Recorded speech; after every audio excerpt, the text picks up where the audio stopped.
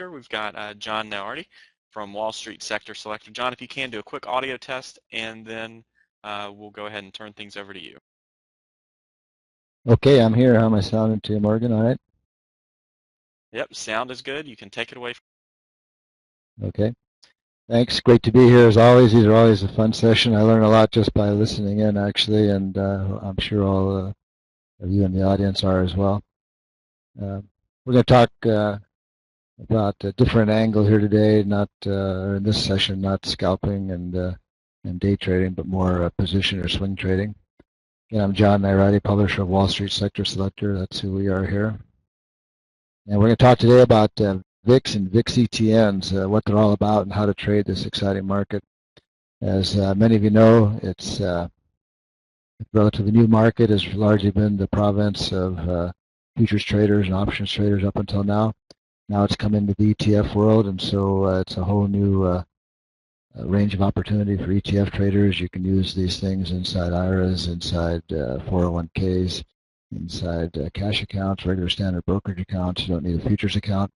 So it's a really exciting opportunity. They trade actively and quickly. You can do them as a day trader. You can do them long term. You can do them as a position trader.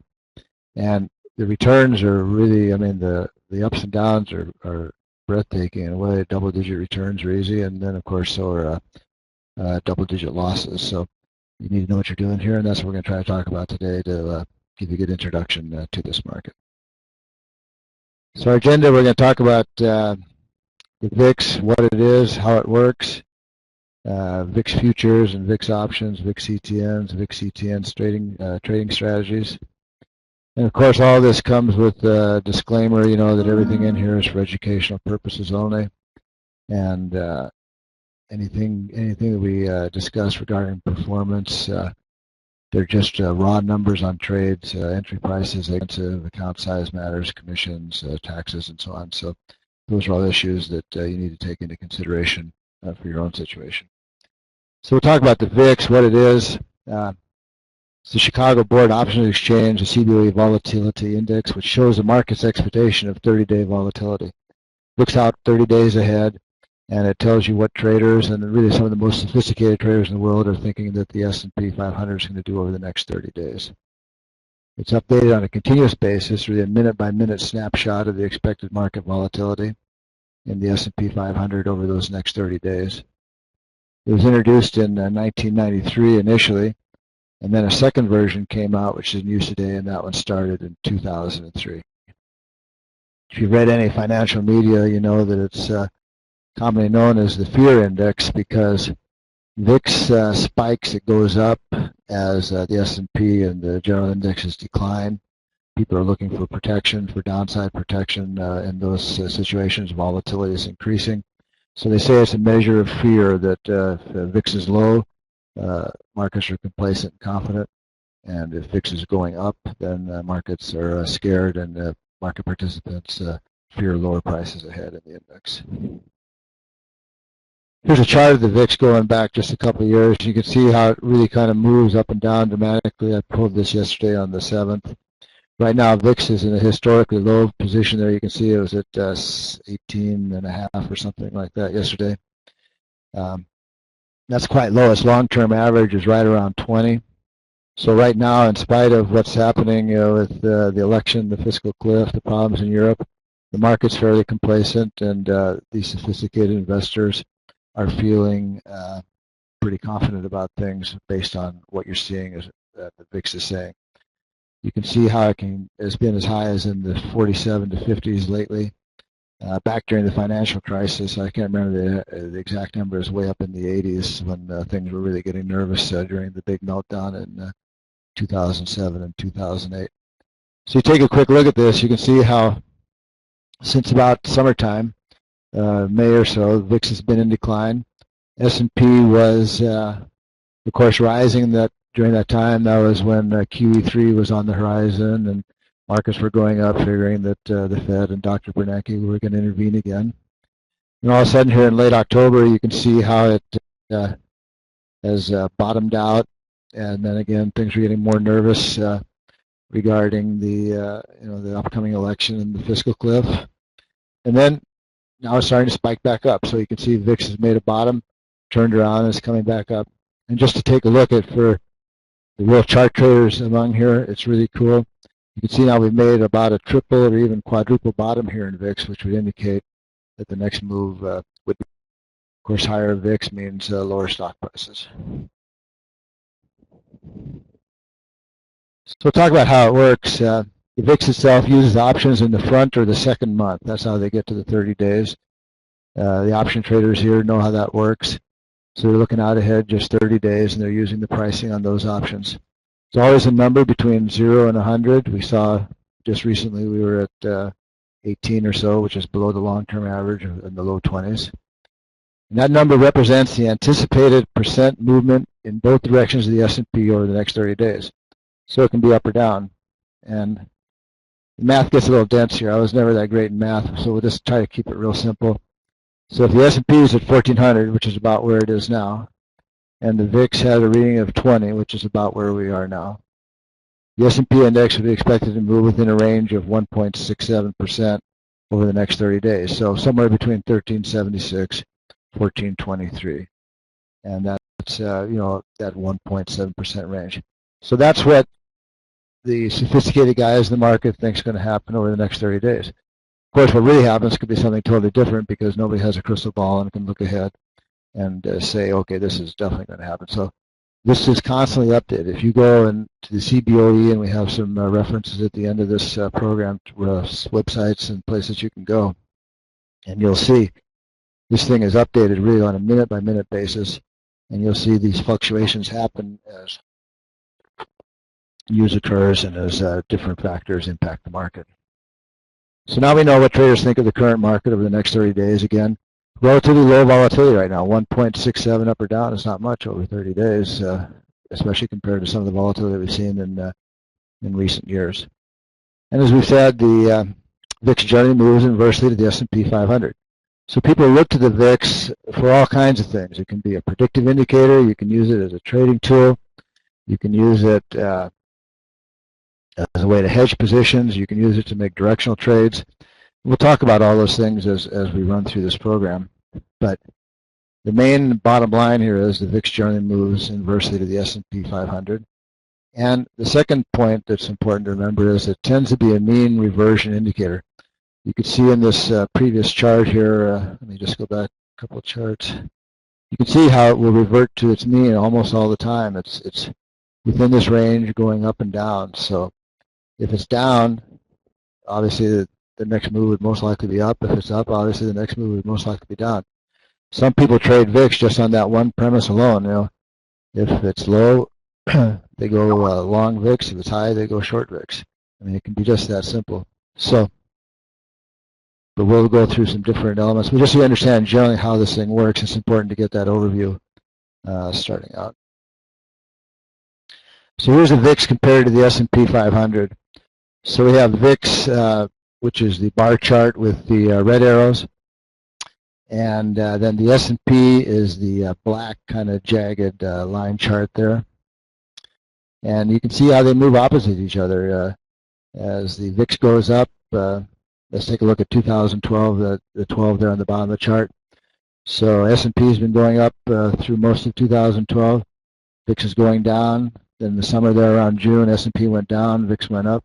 So you can see that it's pretty much perfectly correlated or negatively correlated to the S&P 500. And you can also see there's a little bit of a predictive factor here that the VIX will tend to move just before the S&P typically, because people like you who are expert kind of traders will watch this, and they'll start to pick up things in their charts before the fundamentals show them, and then they'll start to position themselves in the appropriate direction based on what they think is going to happen next, what their charts are saying.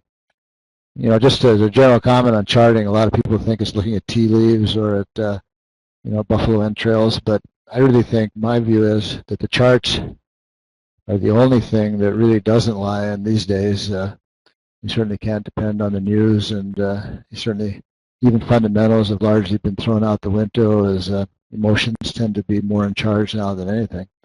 So I always look to the charts first and figure that the truth is always in the charts. And then VIX is a very focused look at a chart, and because it is generated by really the most experienced professional traders around, and the guys are really supposed to know what they're doing. Okay, let's see. Change this channel here. So there are lots of different variations of VIX. One is the futures. I know you have a lot of futures changers here, futures traders here in the audience. So you can trade futures on the VIX, on the CBOE Futures Exchange, just like any other futures contract. That's a pure play on implied volatility, independent of the direction and level of stock prices. A lot of people use VIX futures as an effective way to hedge equity returns, diversify portfolios, and to spread implied against realized volatility. So VIX futures are a very sophisticated way to trade. Many of you, I'm sure, probably do that already. And of course, you need to have a futures account and trade that separately from a regular brokerage account. But it's certainly easy to do that and to participate in this market. And of course, there you're playing with really the most sophisticated players in the world.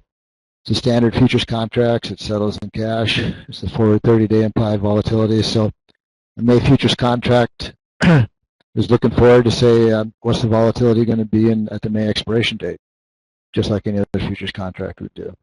And so that's one way to trade VIX, and a lot of people do that, of course. It's a highly liquid, highly tradable market. If you look at the chart here, you can see how popular it is.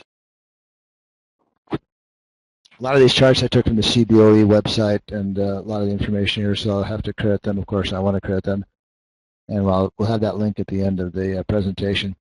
CBOE is a great place to go for information, just all kinds of stuff there. You can spend days there and not be able to learn it all. But here's how VIX has gone since 2004 in terms of trading volume. And you can see it's a very popular way to trade and a popular asset class to be in. Here's what the VIX term structure looks like. We talk about how it's updating all the time. You can see down there in the bottom the time on these different trade dates. And what this means is this is looking ahead and seeing how VIX is being priced out in the farther expiration months. And you can see typically VIX is higher as you go out in time.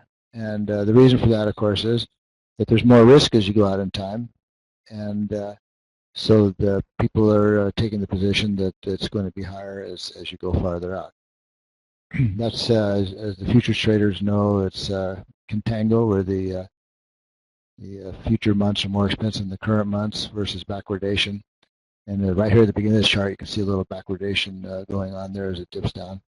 So it's and this term structure becomes important later when we get into talking about VIX ETNs themselves. Second way you can trade VIX is options. So I know we have a lot of options traders on the program. I've traded VIX options with really good success. It's a fun market to trade. They're not expensive, and it's a really, I enjoy it a lot, and I think you would too. If you haven't done it, you should certainly take a look at it. They started VIX options in 2006. They're listed on the regulated exchange just like any other option. You can be traded in approved securities accounts at Charles Schwab or anywhere you're around. You can use these as risk management or speculative tools. This is where the options really become, just give you an enormous range of flexibility and power. You can speculate on directional moves with these things. You can buy put options to protect stock positions you have in your portfolio. You can do spreads and straddles and strangles and all those things the options guys do. I don't do those things. That's a little, like I said, I wasn't that good in math, so it's a little over my head. But what I typically will do with a VIX option is buy an at or an in-the-money call or put farther out in time and do a directional trade. But certainly you can use it as a way to hedge. A lot of the professional institutions and hedge funds do that all the time. And they're highly liquid, highly tradable markets. So then VIX options allow a way to buy and sell option volatility. It's just that simple. You're betting.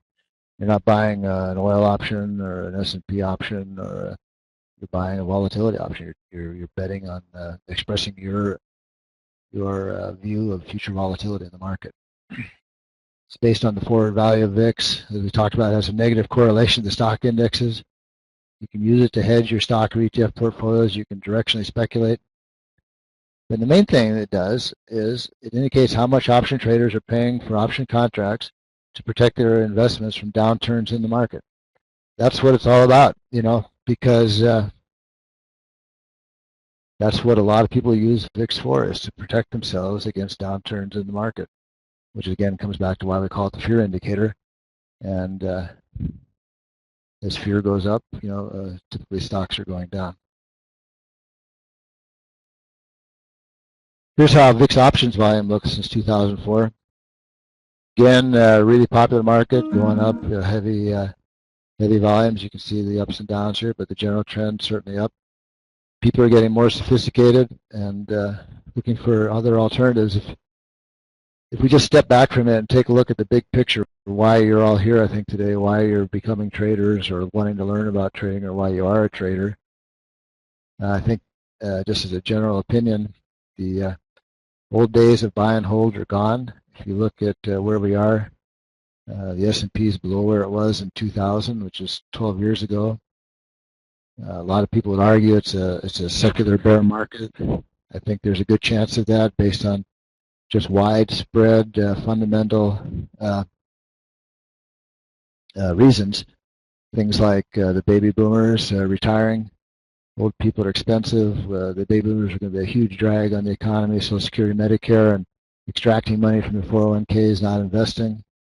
And you have the global debt problems. There's just too much debt in the world. You have a dearth of people coming up, no jobs in America. All these problems add up to making a really good argument that we're in a long-term kind of secular bear market. Volumes are at all times low. People are hiding under the bed. So how do you make money in that market? And I think you're here at the right place for that, trying to learn to be a trader or getting better or being a trader. Because within these last 12 years, there have been tremendous opportunities. We've had a 90, almost 100% rally in the major indexes since March of 2009.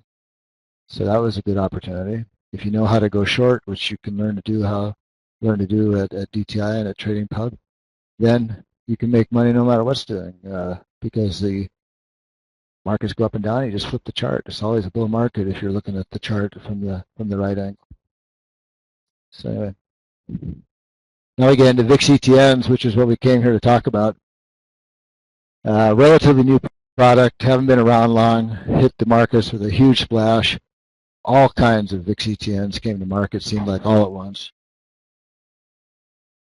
Widely misunderstood.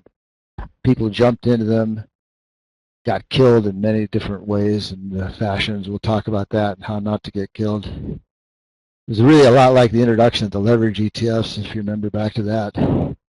Lots of publicity, lots of action, and then everybody got killed because they didn't understand that they were, repriced on a daily basis, and so they could compound against you in a dramatic kind of way if the market didn't move in your direction right away. That wasn't made too clear by the companies, and so lawsuits ensued and so on. So a lot of same things happen like that with VIX, and it's important that you educate yourself before going in here, because it's not a standard ETF, not a standard ETN, not a standard stock. But what you can do, you can go long or short volatility inside a brokerage account. And that's a new thing. You've never been able to do that. Here are some of the popular VIX ETNs in terms of volume. You have the VXX iPath S&P 500. That's probably the granddaddy of them all on the long volatility. The short volatility is the XIV. That's probably the most widely traded short VIX ETN.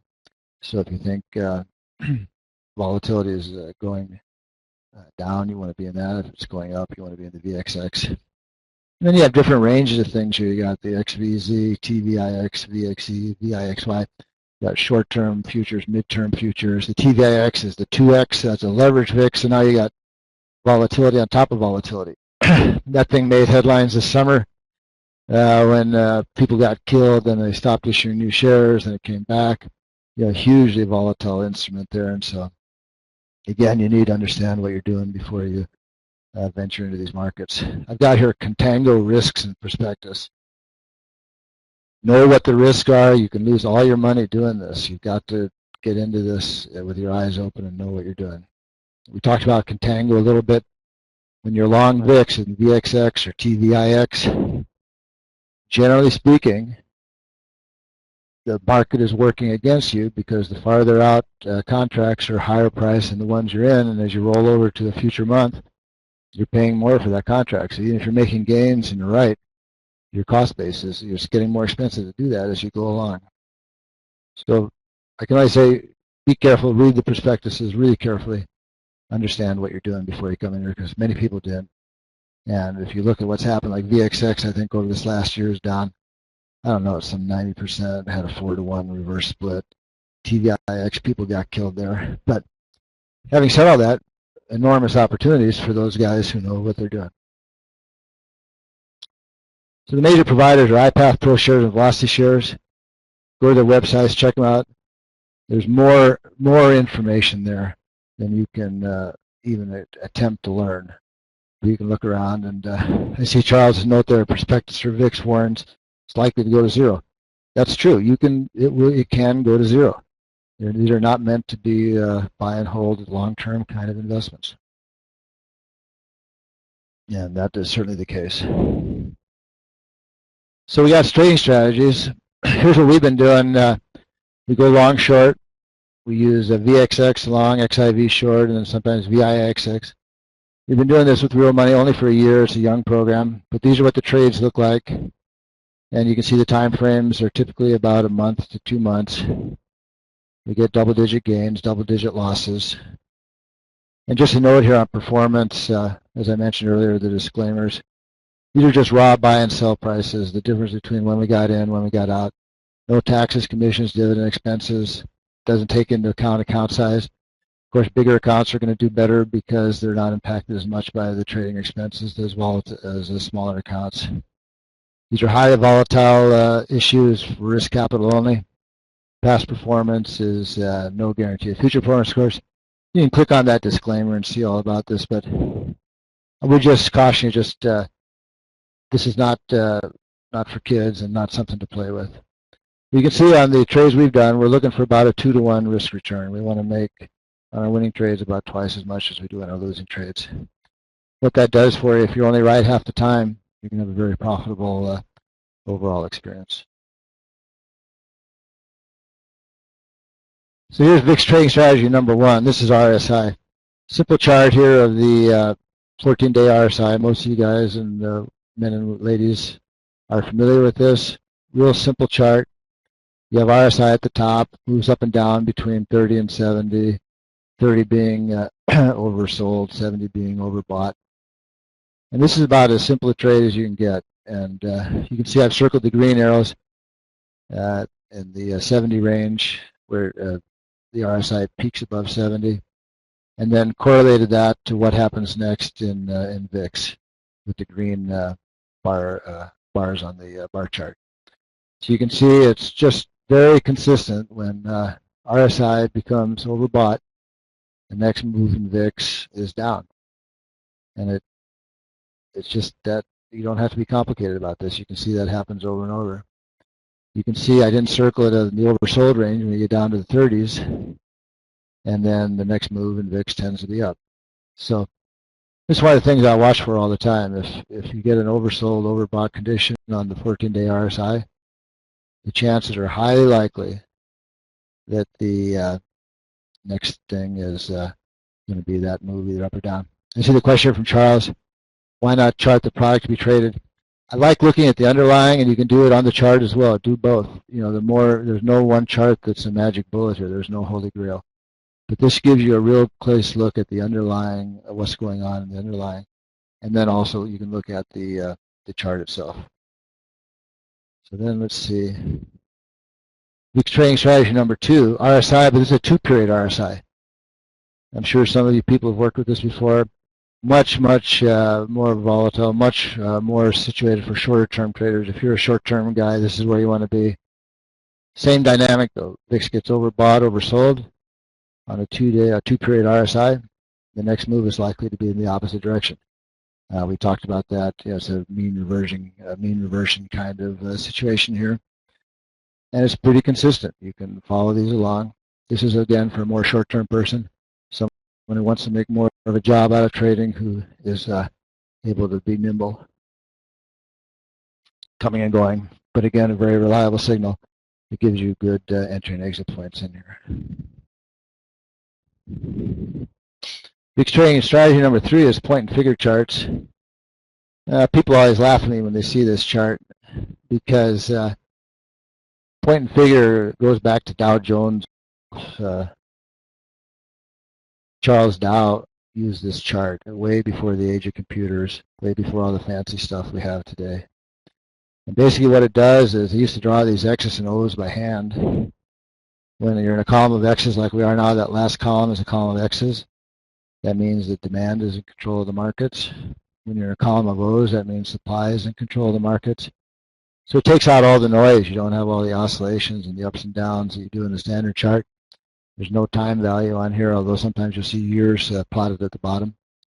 But it gives you a very clear, quiet picture of what's happening in the market. So if we start in the top, got the green circle there. It says we're in a bull market.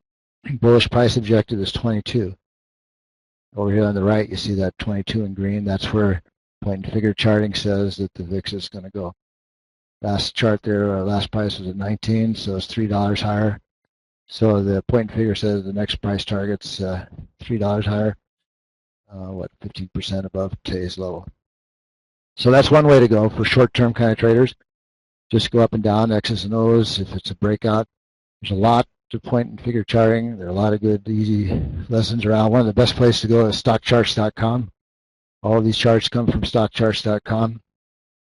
You can go, and they have a tremendous amount of lessons on point and figure charting and point and figure and how to use that. But for a short-term trader, the X's and O's are great. They give you buy and sell signals.